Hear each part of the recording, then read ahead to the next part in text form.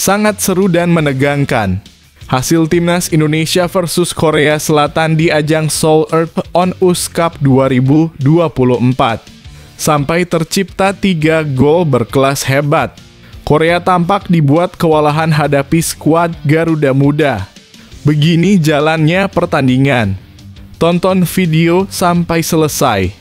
Pada pertandingan yang digelar dalam ajang Seoul Earth-on-Us Cup 2024, Timnas Indonesia U20 langsung mengawali laga dengan semangat membangun serangan dari sisi lapangan. Sejak menit awal, Aliansyah Abdul Manan menunjukkan kecepatan pergerakannya yang mengesankan. Namun sayangnya, usaha cemerlangnya segera dihentikan oleh pelanggaran yang dilakukan oleh salah satu pemain lawan. Di sisi lain, Korea Selatan U20 tidak mau kalah dalam hal intensitas serangan. Tuan rumah tampil dengan sangat agresif dan cepat dalam membangun serangan. Hasilnya, pada menit-menit awal pertandingan, mereka sudah berhasil memecah kebuntuan melalui sundulan tajam dari bek mereka, Shin Min-ha. Lepas dari pengawalan ketat, Shin Min-ha mampu menyundul bola dengan sempurna ke dalam gawang Timnas Indonesia U20 yang dikawal oleh Ikram Al-Ghifari. Gol ini membuat Korea Selatan U20 memimpin 1-0 pada menit ke-6. Tekanan yang terus-menerus diberikan oleh Korea Selatan membuat Timnas Indonesia U20 mengalami kesulitan yang cukup signifikan dalam mengembangkan permainan mereka.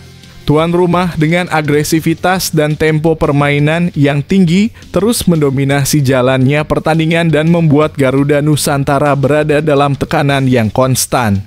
Situasi ini tidak berubah bahkan setelah 20 menit pertandingan berlangsung. Kerap kali terjadi kesalahan operan yang dilakukan oleh pemain-pemain Indonesia yang mengakibatkan tim Garuda Nusantara belum mampu memberikan ancaman berarti ke pertahanan Korea Selatan. Korea Selatan semakin memperbesar keunggulannya pada menit ke-25. Sebuah umpan matang dari Hong Seok-hyun di dalam kotak penalti dengan tenang diselesaikan oleh Kim Ta-won yang tanpa kesulitan membobol gawang Ikram Al-Ghifari untuk mencetak gol kedua. Tidak lama setelahnya, Ikram Al-Ghifari hampir saja membuat kesalahan fatal yang dapat berujung pada gol ketiga Korea Selatan. Ketika menerima back pass dari rekan setimnya, sentuhan bola Ikram tidak sempurna sehingga bola berhasil direbut oleh Park Soo-beon. Park kemudian melaju ke dalam kotak penalti dan melepaskan tembakan ke arah gawang yang sangat baik diblok oleh Kadel Arel. Namun situasi sepak pojok kembali membawa malapetaka bagi Timnas Indonesia U20. Hong Seok-hyun dengan cermat menyundul bola hasil sepak pojok yang membuat Ikram harus memungut bola dari gawangnya untuk ketiga kalinya pada menit ke-32. Dengan tertinggal 3 gol, Timnas Indonesia U20 masih mengalami kesulitan besar untuk bisa memasuki area kotak penalti lawan. Korea Selatan yang sudah mencetak 3 gol tetap bermain dengan agresif dan tempo permainan yang tinggi sehingga menyulitkan Timnas Indonesia untuk keluar dari tekanan. Upaya untuk bangkit dan mengatasi tekanan Korea Selatan tampaknya gagal dilakukan oleh Timnas Indonesia U20 hingga berakhirnya babak pertama. Kadek Arel dan rekan-rekannya harus menghadapi kenyataan pahit dengan tertinggal 3 gol dari tuan rumah, Korea Selatan, dalam laga terakhir mereka di Seoul Earth-on-Us Cup 2024.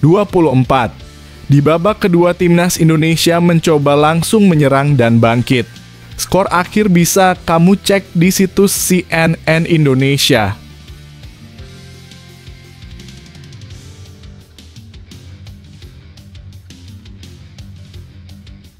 Evaluasi permainan Timnas Indonesia U201.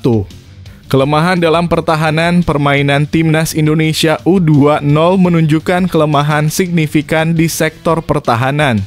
Dalam laga melawan Korea Selatan U20, terdapat beberapa momen di mana lini pertahanan Indonesia gagal melakukan marking yang efektif. Gol-gol yang tercipta dari sundulan Shin Min-ha dan umpan matang Hong Seok-hyun menyoroti kurangnya koordinasi dan kesalahan dalam pengawalan pemain lawan di area kotak penalti. Kesalahan-kesalahan ini menunjukkan perlunya perbaikan dalam disiplin pertahanan dan kemampuan membaca permainan lawan. 2. Masalah dalam penguasaan bola. Timnas Indonesia U20 sering mengalami kesulitan dalam penguasaan bola, terutama saat menghadapi tekanan tinggi dari Korea Selatan. Kesalahan operan yang sering terjadi mengindikasikan adanya masalah dalam penguasaan dan distribusi bola. Ketidakmampuan untuk mengendalikan permainan dan membuat keputusan cepat di bawah tekanan menyebabkan tim tidak bisa menyusun serangan yang efektif. 3. Keterbatasan dalam serangan Indonesia terlihat tidak efektif dan kurang berbahaya. Meski tim berusaha untuk membangun serangan dari sisi lapangan, kurangnya kreativitas dan ketajaman di lini depan menyebabkan minimnya peluang berbahaya. Hal ini mengakibatkan tim tidak dapat memanfaatkan peluang yang ada dan seringkali tertekan oleh permainan lawan. 4. Respon terhadap tekanan. Kegagalan Timnas Indonesia U20 untuk keluar dari tekanan yang diberikan oleh Korea Selatan menunjukkan kurangnya kemampuan dalam adaptasi taktik dan strategi. Kurangnya penyesuaian permainan saat menghadapi tekanan yang intens memengaruhi performa tim secara keseluruhan. Hal ini menyoroti perlunya peningkatan dalam aspek mental dan taktikal. Evaluasi untuk pelatih Indra Syafri. 1. Strategi dan taktik. Pelatih Indra Syafri perlu mengevaluasi strategi dan taktik yang diterapkan dalam pertandingan melawan Korea Selatan. Penempatan pemain dan keputusan taktis seperti pemilihan formasi dan pengaturan strategi serangan tampak kurang efektif dalam menghadapi tekanan lawan. Penyesuaian taktik yang lebih fleksibel dan adaptif terhadap perubahan situasi permainan perlu dipertimbangkan. 2. Persiapan dan pelatihan. Persiapan tim sebelum pertandingan tampaknya belum optimal dalam menghadapi lawan yang memiliki intensitas permainan tinggi seperti Korea Selatan. Pelatih perlu mengevaluasi program pelatihan yang diterapkan, terutama dalam aspek penguasaan bola, koordinasi pertahanan, dan strategi menghadapi tekanan. Pelatihan yang lebih terfokus pada pengembangan keterampilan individu dan kolektif, serta simulasi situasi pertandingan yang realistis bisa menjadi langkah penting.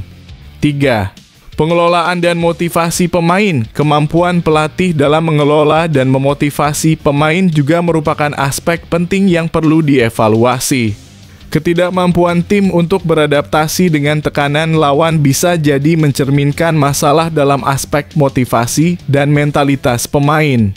Pelatih perlu memberikan dorongan dan bimbingan yang lebih baik dalam hal motivasi dan kepercayaan diri untuk meningkatkan performa tim secara keseluruhan. 4. Evaluasi dan analisis pasca pertandingan. Analisis mendalam pasca pertandingan sangat penting untuk memahami kelemahan tim dan mengidentifikasi area perbaikan. Pelatih harus melakukan evaluasi menyeluruh terhadap performa tim dan merancang strategi perbaikan berdasarkan analisis tersebut. Penilaian terhadap aspek teknis, taktis, dan mentalitas tim harus dilakukan secara menyeluruh untuk memperbaiki kinerja di pertandingan mendatang.